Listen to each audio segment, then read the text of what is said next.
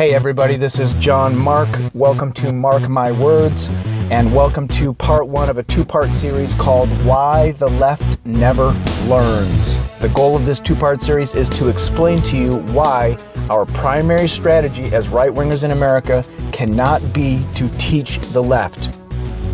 Because it doesn't work. A few people learn, but most people don't learn. Why don't most people learn? Because there are very deep-rooted, powerful psychological reasons why the demographics that vote great majority left do that.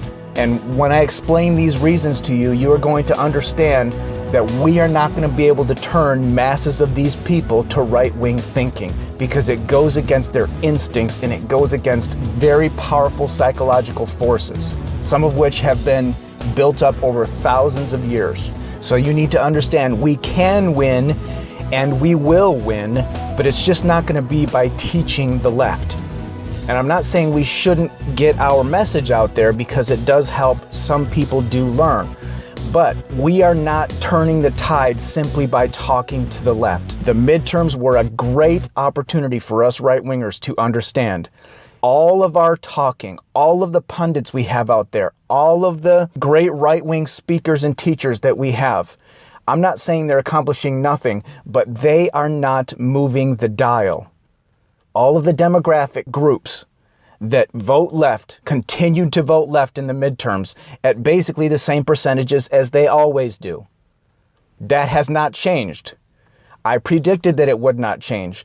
As soon as the polls came out that said Trump has 40% approval among black people, I called BS immediately. And sure enough, if you look at the midterms, blacks voted in the same percentages that they always do for Democrats. So we need to get our head out of the sand. We need to stop relying on strategies that do not work. And so my goal in this two-part series is to explain to you why that strategy does not work on a mass scale and why all of our talking to the left does not move the dial. In part one, I'm going to talk about two big customer groups of the left: people of color, non-white people. Non-white people are what gives leftism its power in the United States of America today. Most white people vote right-wing. Most non-white people vote left-wing. And of course, not all non-white people vote left. So what I'm going to say in part one here does not apply to all non-white people, of course, but it does apply to most of them. And there is a reason, there are reasons why most of them cannot extricate themselves from leftist thinking, and why that's not going to change anytime soon. I'm also going to talk about LGBT people briefly in this part one. In part two, we're going to talk about the minority of white people. About a third of white people lean left and vote left. And I'm going to explain to you why they do that and why even with them, it's very, very difficult to break them out of that. And that can't be our primary strategy. In part two, I'm also going to talk about another group that wields huge influence in the United States of America, which is Jewish people. They're only 2% of the population, but they're almost 50% of the 1% of richest people in America. They're heavily influential in mainstream media, heavily influential in all media, really, Hollywood, heavily influential in finance. And they constantly push for multiculturalism, open borders, diversity, all these things that are not good for Western civilization. And I'm going to explain to you why they push for that. Why do 80% of Jews vote left and push for all these leftist things so hard? It's because of very deep-seated psychology that is built over a long period of history, and we're not going to break them out of it. So by the end of this two-part series, you're going to understand talking to the left is not the answer. Trying to teach them is not the answer. There is an answer, it's just not that. And of course, I'm going to be talking about what the answer is in future videos, so subscribe to my channel. So without further ado, let's dive into part one of why the left never learns. This is a bit of a compilation of recordings that I recorded at different times. Let's get right into it. Why the left never learns, part one.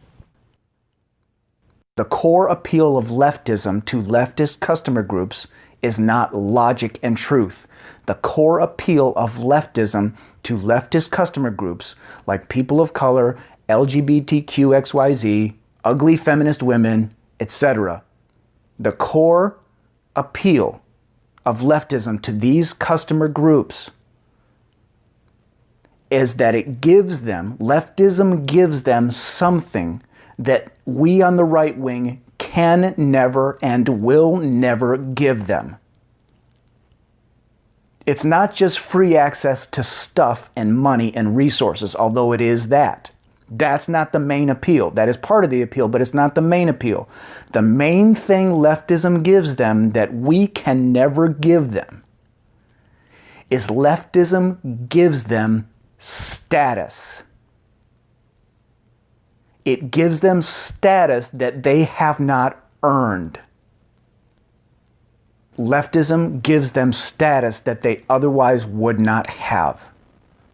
LGBT people have historically, in Western civilization, been low status.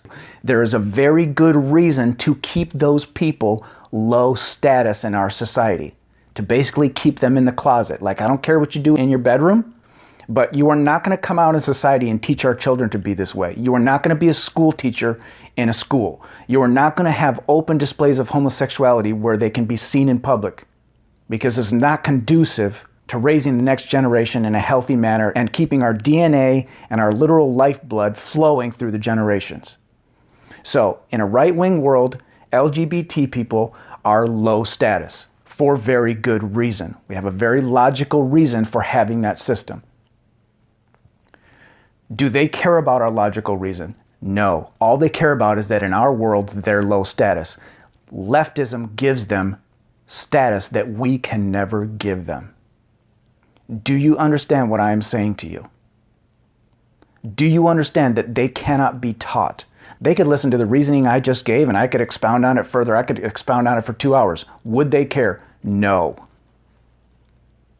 They're still going to want to have their open displays of homosexuality and men kissing and having young kids involved in this stuff too, out in the streets with whatever kind of garish crap costumes they wear. They're going to want to do that stuff. Why? Because that's their way of saying, you know what?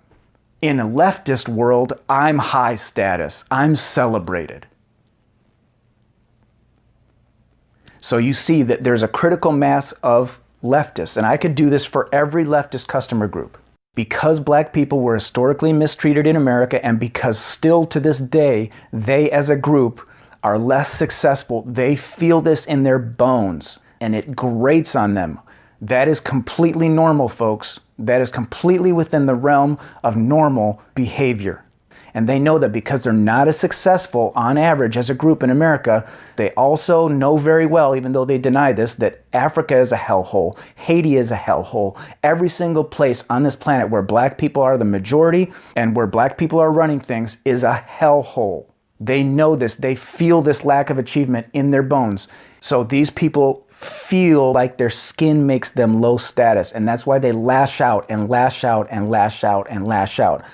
Now, the other assumption the left makes is that if you gave a whole bunch of black people the level of power that white people have had, that the black people would be perfect little angels. Are you kidding me? Have you seen how the people in Africa are treated by their African leaders? But you understand, none of this logic enters the brain of a social justice warrior indoctrinated black person. Why? Because they have no incentive to have it enter their brain. Why? Because they feel status starved. So the left sells them fake status. They say to their customer groups, you are awesome just because you are LGBT or black or Muslim or a woman or whatever. You are awesome. You don't have to actually do anything admirable. You're just awesome because you're not a straight white male. And so the customer groups of leftism eat this up. It's like crack to them. We cannot get these people on our side or even to stop fighting us tooth and nail with reasoned arguments, because they're not interested in reasoned arguments. They're not interested in truth because the truth hurts them. It hurts their feelings. The truth makes them feel low status. So leftism builds an artificial world for them, an artificial pyramid of fake status for them, and they climb it and they feel better. And anytime we try to come to them with a reasoned, logical argument, all they feel is that we're trying to knock them down the status ladder. This is why we can go to them with logic all day long, and they will not care.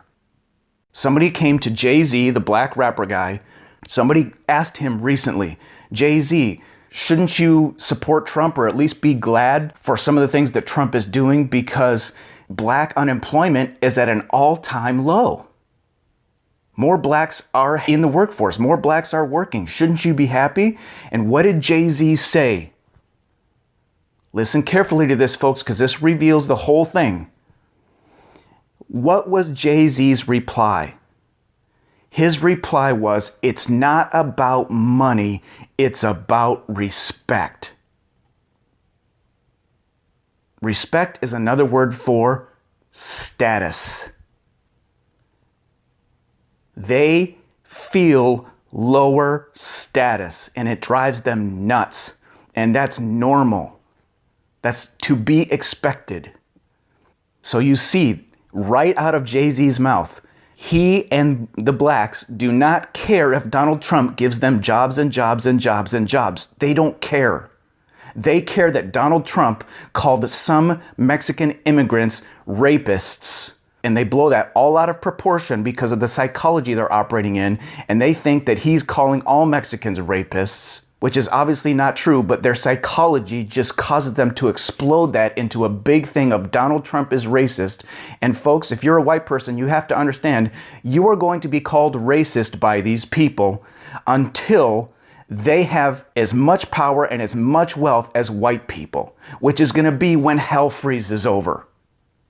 Or else a very long time from now, after their low IQ people have had far fewer babies than their high IQ people for a long time. Like white people of Western European descent have been operating in for the last few thousand years. They've had that dynamic going, especially the last couple thousand. So this is not going to get better. And you see why. No matter what we do for them, no matter how many jobs Donald Trump creates for them, they do not care. They want status. The left gives them fake status because they cannot and have not earned their own. And if you think they're going to give that up and just embrace white people with open arms, you are living in a dream fantasy world. It is not going to happen. My fellow America First patriots and my fellow white people, we have to understand that racial tensions in America are not going to get better. They are not going to be fixed. There is only one way to fix this thing, and I'm going to give you a short introduction to it at the end of this video.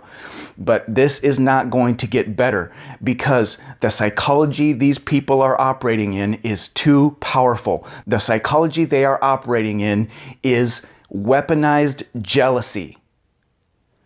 Social justice warriorism, communism, what the left and the Democrat Party is doing with these non-white people is they are weaponizing jealousy.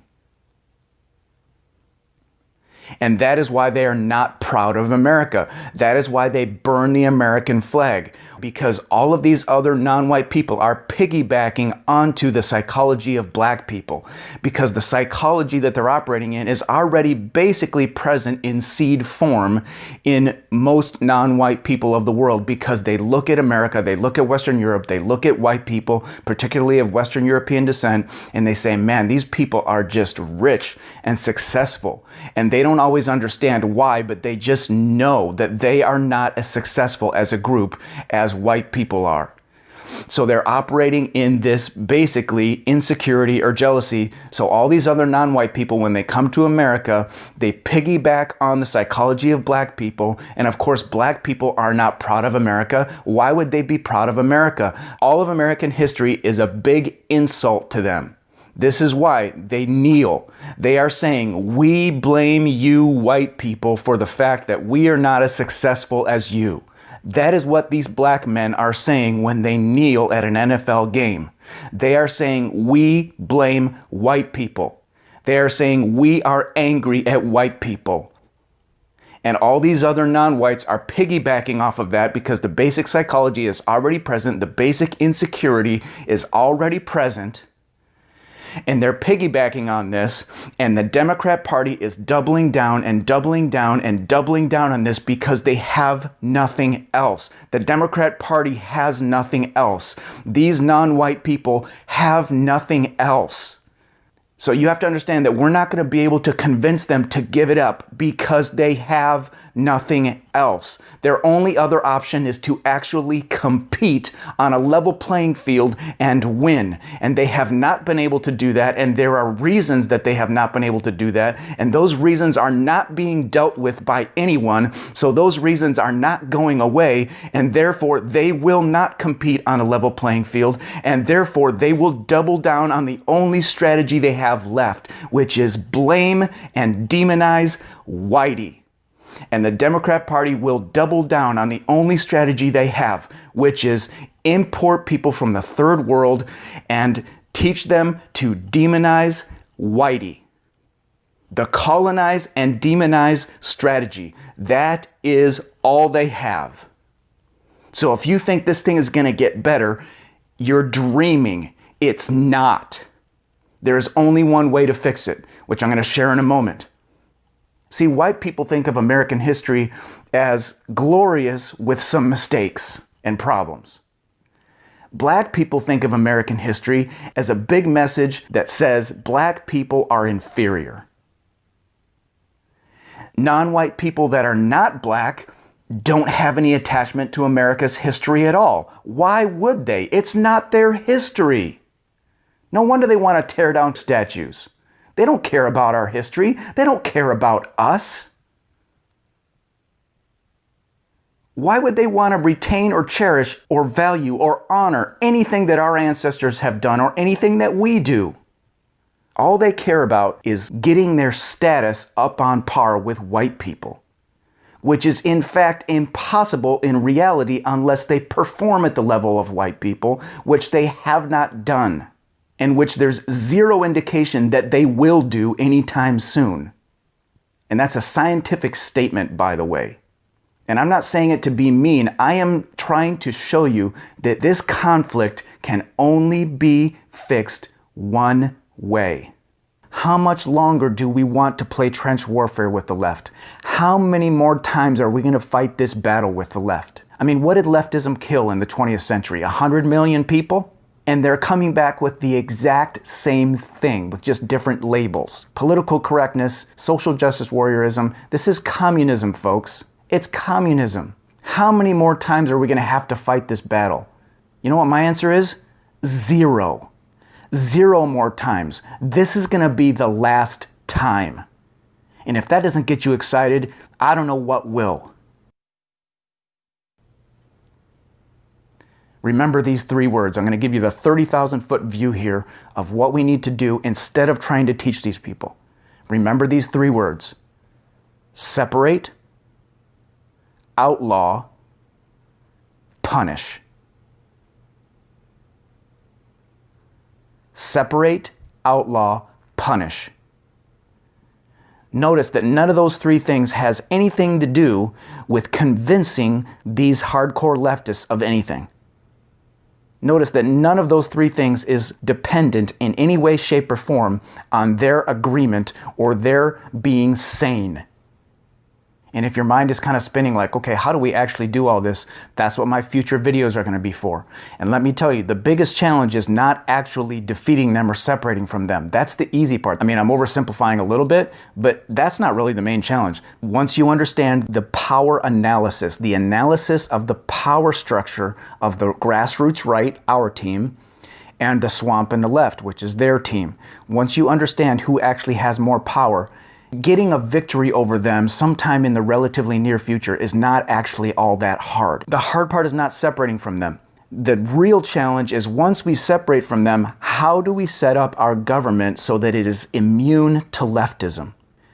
The real challenge is making it so that our descendants never have to fight that battle again.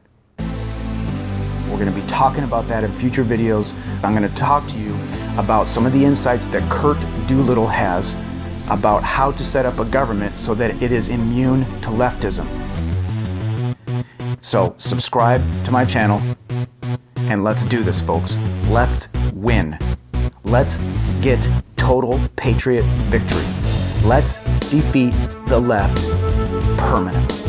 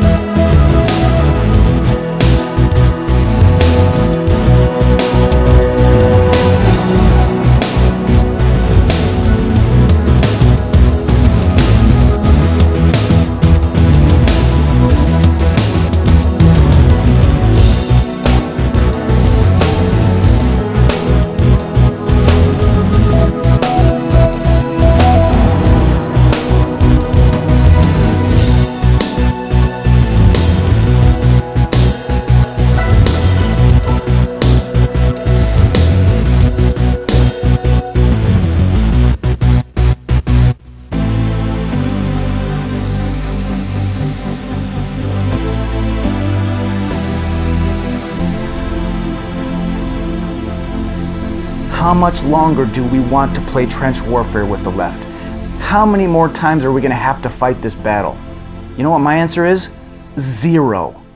0 more times. This is going to be the last time. And if that doesn't get you excited, I don't know what will.